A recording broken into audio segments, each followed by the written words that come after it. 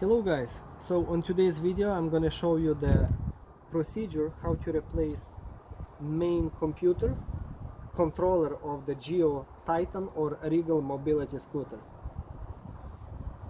I'm assuming that you've been watching my other video and you already did test which component failed and why your machine is not moving, if you need the actual controller or the handle. So the controller will be located under the seat and I will show you how to replace it, and you will be using only this 10 set of wires. 10 set of wires. There is two more extra plugs that will be disconnected on your controller, on your scooter, and you will not be using them. That's for diagnostic purposes for the factory, and one of them is optional for other accessory. So the most important that you will not be crossing any of those wires, so all of the color codes has to match the same way as on your original controller and the scooter. So let's start. For this procedure you will need basically 3 sets of tools: 8mm deep socket, or if you don't have a deep socket, maybe you have a short socket but you will need an extension. 10mm deep socket, short will do also, and the 8mm wrench. So 8, 8 and 10. Once you open up the seat, you will have this black tray, and there's 4 bolts. That's why you need 10mm socket to remove those 4 bolts that holding this tray down. So 1, 2, 3 and 4, 2 on the bottom. Once you remove that, you will have a full access to the main controller, which is right here. So first of all, turn off the main power. Now the controller itself will be attached to the back bracket with 1 bolt on each side. So it's an 8mm bolt right here, and there is a nut from the behind of that bracket, and same on the other side. It's an 8mm bolt and the nut from the behind.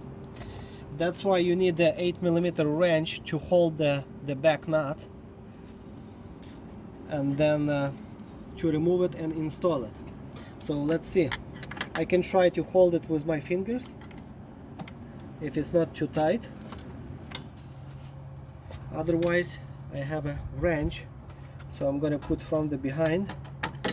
It's not that comfortable sometimes but it's possible. So there you go. Once you get loosened up, then with your other hand you're going to spin that nut pretty freely. If you're an older person and you don't have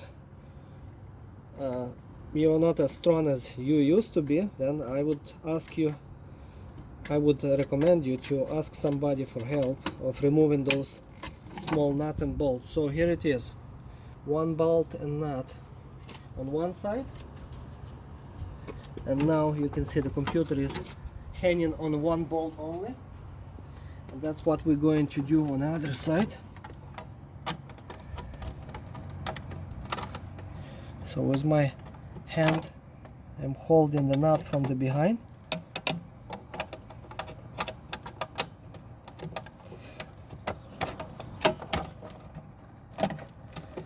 and actually that nut is loose now, so I can spin it with my other hand.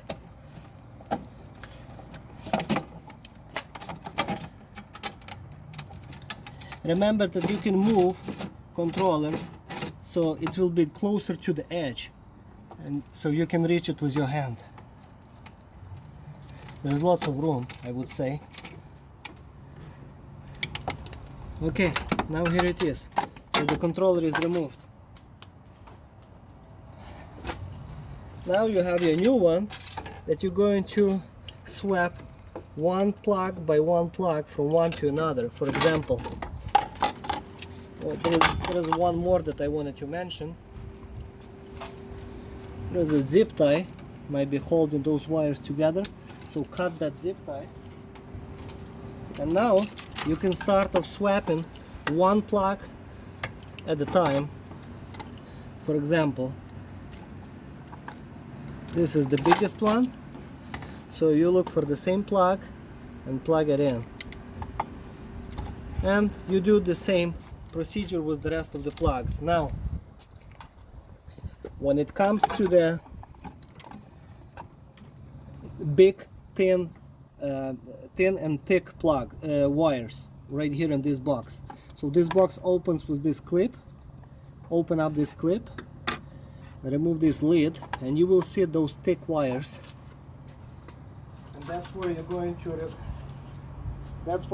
to use your 8mm socket to remove the connection nut. As you can see, they are connected on this terminal. Now, if you remember that I mentioned before, those wires cannot be crossed. For example, you cannot connect black wire with this brown one. It has to go black with black, this red has to go with the brown, and this thin red has to be connected with a thin red also. So this is the only wire that will not be matching the color code, which is the red and the brown. The rest of the wires will be exactly same color codes. So don't get confused about that, and make sure that they are matching as before. If you want to take a picture on your phone how it was connected before, you're welcome to do so, or you can write down on a piece of paper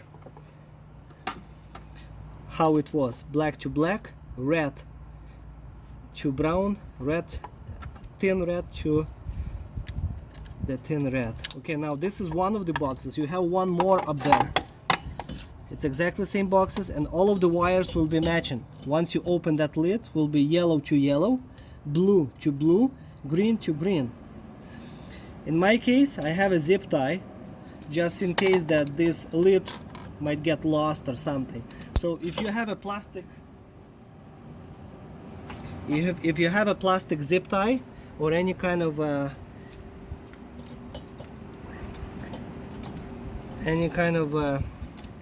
maybe electrical tape, for example, maybe you can also wrap it around that you don't lose this plastic cap. Otherwise, if this cap will be lost, all of the wires will be exposed and they might touch each other, and the computer or motor will get burned. So this lid is pretty important to have it in place, and it's pretty important not to lose it. So that's why I do recommend to use a zip tie. Now, once you install those wires back in place and plugged in all of those plugs in the same place, as I told you before, you will have two wires, two plugs not used. Those two will not be used, so leave them the way it is. This is for the factory diagnostics or some other accessories. Now this number 3 plug would be coming from your alarm, which is right here. As you can see, this is a box alarm. So if you want to use your alarm, you will have to plug in into the same spot. Okay,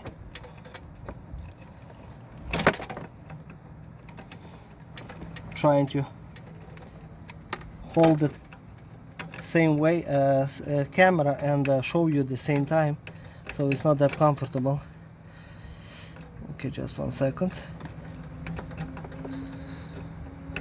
Okay, so here it is. This would be your alarm. If you will not connect this small plug with the 5 pins, 5 wires inside, your alarm will not work.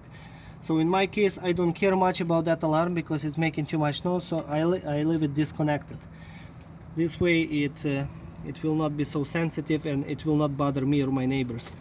But otherwise, there's a plastic tab that you have to press it when you remove it. And each plug is like that. They have a plastic tab, as you can see. So you have to press down the tab and then you can unplug. Same as this one. you have to press this tab to unplug it. Each of those plugs will have plastic tabs, lock-in tabs. Okay, and when you plugged in all of the plugs, you don't even have to install those 2 bolts yet. You can just turn on the power and check if your scooter is running as it should be, and then if everything is working fine, disconnect the power again and install those 2 bolts back in place. Make sure that everything is tight.